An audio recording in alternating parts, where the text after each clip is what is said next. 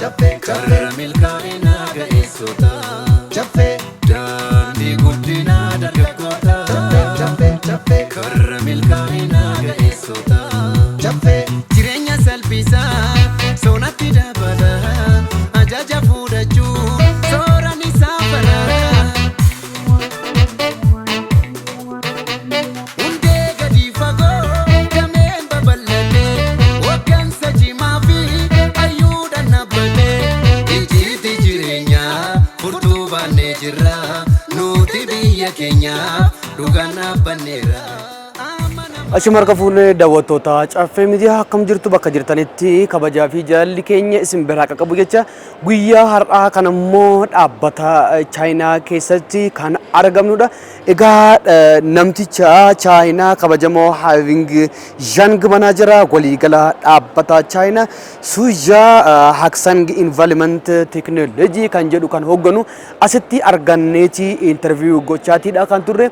Egaa dhaabbanni kun konkolaattota elektiriikii hojjetan akkasumas motora dabalatee baajaajii irratti kan xiyyeeffatan yoo ta'u waldaa dargaggoota Caaffee hojii gamtaa waliigalaatti wajjin waliigaltee godhaniiti kan jiranii haala waliin gabayaa daldalan jechuudha.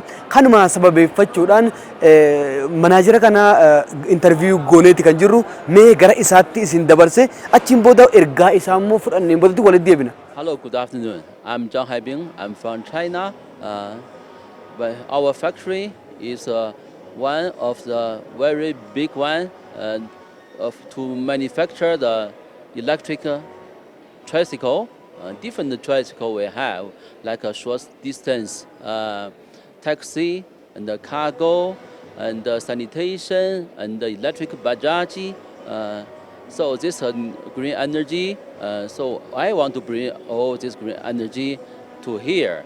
I know Taipei is very popular here. I also know by our product we can offer some good more opportunity, work opportunity with the youngster. I'm very happy if you have an opportunity. We can work together with Caaffee, give the boys or girls more jobs, help them, so we can grow up each other. It's benefit for me, for them, for Caaffee.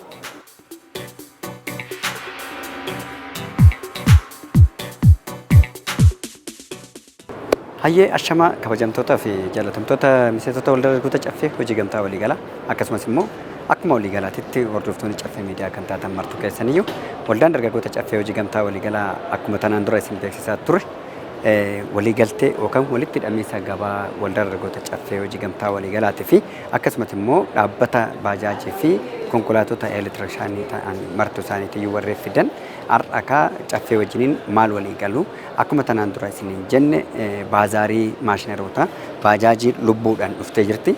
Innis uraan ture har'a baajaajiin dhufee jira. Mee seeneen isin agarsiisa.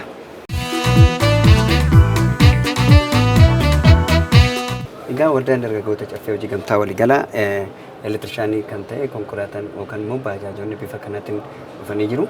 Magaalaa Finfinnee keessatti kan eeyyamamu daangaa aga daangaatti magaalaa Finfinnee odoo dhoobamiin kan eeyyamaman tiraanspoorteeshiniidhaan wal qabatee ministeerri tiraanspoortiidhaa yookaan ministeerri geejjibaa Dr. Alamuu Simeetis yeroo ammaa kanatti anuma wajjiniin turanii waldaan dargaggoota Caaffee hojii gamtaa waliigalaa jara kana wajjiniin qusannoo filiqii innaa mirkaneeffannetti qusannoo filiqii waggaa jalqabeetti dargaggeessiin qusataa parsantii 30 parsantii 70 immoo Caaffeen qusannoo filiqiidhaan liqeessaa fi parsantii immoo 30 70 erga liqeeffatee asii immoo Caaffeen waldaan dargaggoota Caaffeedha immoo baajaajis haa ta'u konkolaattota barbaachisaa ta'an ni dhiyeessinaa jechaadha. Konkolaattonni kun chaarjii guyyaa lama kunis geejjibaa fi tajaajila geejjibaatii fi itti fayyadama miseensota martuu isaatiif nama kamiifiyyuu kan geejjibaan qopheessinee jirrudha jechaadha. Waldaan dargaggoota Caaffee hojii gamtaa waliigalaa guyyaa irratti haala addaatiin itti dabalaa kan deemudha jechaadha.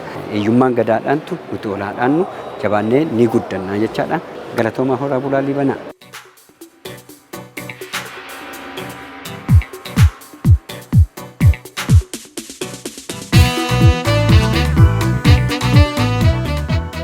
Egaa akkuma isin jedhu konkolaataan elektirikiidhaan jenne sun immoo piikaappootaan wal qabatee baay'ee piikaappii ammayyaa kan ta'an kana fakkaatu. Isaan kunis immoo egaa jaruma ammaa fi akkasumas beezaa jedhamtu wajjinis immoo walii taanee haala kanaatiin wanni isaa hunduu kiiloomeetira 400 chaarjii guyyaa tokkooti kiiloomeetira 450 ni deema chaarjii guyyaa tokkootiin jechaadha. Kiiloomeetira 450 akkasumas immoo waan adda addaatu ofirraa qaba televezyiinii qaba waan mooderni ta'e guutuun isaati jechaadha. Bifa kanatti piikaappii dabil kaabinaadha. Bifa kanatti kan deemamu jechaadha. Gatiin isaa tirree gadi bu'aadha. Miseensi keenya kamitti isaatiyyuu kan irrattis galuu danda'a. Haala kanaan hojjechuu danda'a jechaadha. Egaa konkolaattota keessaas immoo kana fakkaata galatoomaa jabaadhaa cimaa. Egaa daawwattoota keenya akkuma argaatiin jirtan dhaabbanni kun konkolaattota na duubatti argaatiin jirtan kun konkolaattota elektirikii qofaan kan socho'anidha. Egaa yeroon amma keessa jiru kun yeroo ammayyaawaa gaazii itti guuttee mootora iyyisiisuu maal gochuu kun hafee jira jechuudha. Haaluma kanaan egaa konkolaataa qofaa otoo hin taane akkuma sila isin hin jenne baajajoonni jiru motoronni jiru. Kanaaf waldaan dargaggoota caffee hojii gamtaa waliigalaadha. Dhaabbata kanaa wajjin waliigalee akkasumas immoo kan qusannaa fi liqii wajjin wal qabsiisuudhaan persentii 30 qusattee persentii 70 kan liqeeffattu jechuudha. Waldaan dargaggoota caffee hojii gamtaa waliigalaadha. Kanallee qusannaa fi liqii kana waldaa kana wajjin waliigaaniiti kan jiran jechuudha.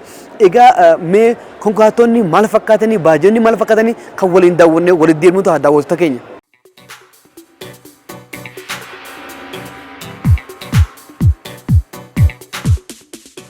Egaa daawwattoota keenya akkuma argaatiin jirtan kana konkolaattonni ijatti tolan akkasumas immoo yoo oofan namatti mijatan yeroo karaa deeman ariifannaan isaanii akkasumas immoo tajaajilli isaanii bifa ammayyaawaa ta'een kan deeman kinoo akkuma argaatiin jirtan ijatti daawwattu ijatti kan bareedan keessa teessee ooftu oofuudhaaf namatti kan malan akkasumas egaa gaazii tokko malee beenzila malee akkasumatti kan elektirikii qofaan socho'an humna ibsaa qofaan socho'an jechuudha. Tajaajilli isaan laatan tajaajila addaa konkolaattota haga ammaa jiran irra konkolaattota addaa jedhamanii filatamaniiti kan argamani. Egaa konkolaattota kana isiniif dhiyeessuudhaaf illee waldaa dargaggoota caffee hojii gamtaa waliin dhaabbanni kun walii galeeti kan jiru. Hundi keessan filannoon keessan waldaa dargaggoota caffee hojii gamtaa walii galaa ta'u mee kana qofaa miti konkolaattota iddoo biraa jiran illee isin daawwachiisee walitti deebina kottaan afaana. Egaa kanoo akkuma argaatiin jirtan isaan sun halluu isaanii argaa turtanii maqaa halluu isaanii maal kan baay'ee rakkannu bifa barbaadanii kunillee konkolaatuma bifa kanaan isinii qophaa'e jechuudha. Halluun feetanii filatanii kanatu shamararraa bareeda kanatu dhiirarraa bareeda kanatu anarraa bareeda jechuudhaan warri ijoollee keessanii bituu barbaadan maatii keessanii ijoolleen bituu barbaadan hundi keessan halluu barbaadanii filatanii bitachuu dandeessu. Mee ammas gara fuulduraatti deemnee wayina halaalluuti.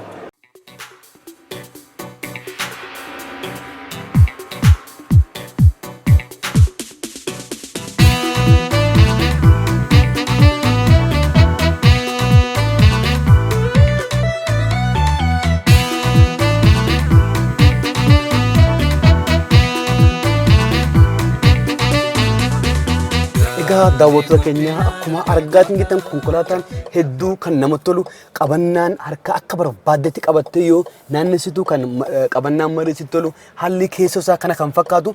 Kanaaf egaa daawwattoota keenya hundi keessan dhuftanii filannoon keessan filannoon konkolaataa kana haa ta'u waldaa dargaggoota caffee hojii gamtaa waliin hojjechuudhaan egaa qophii dursa hoxuu jira. Teessoon akka argaa jirtan kana duuba isaa fuuldura isaa baay'ee bareedaa kan ta'e yeroo teessullee yeroo akkasii teessullee akka nama maal eessitti akkana toleeratu agartanii jechuudha. Yeroo jijjiirama yeroo ammayyummaati baga gammaddan baga waliin gammanne isinin jechaati konkolaataa inni bitachuu barbaadde kottaa isinin jenna. Karaa lakkoofsa bilbilaatiin nu qunnamuu barbaadan duwwaa 913 irratti caffee jettanii yoo bilbiltan nu qunnamuu dandeessu. Baga gammaddan baga waliin gammanne isin jenna ammallee.